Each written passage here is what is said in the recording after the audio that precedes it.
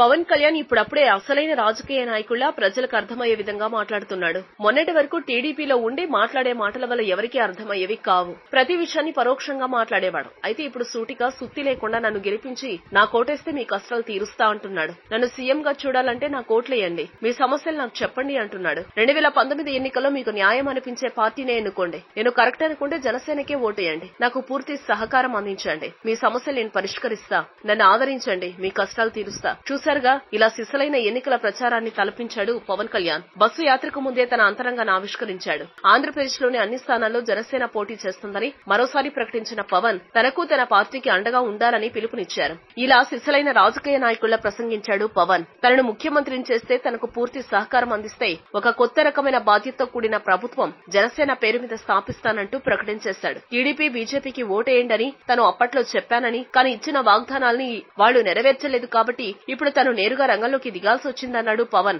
అందుకే ప్రజలంతా జనసేనకే ఓట్లు వేసి సహకరించాలని కోరాడు.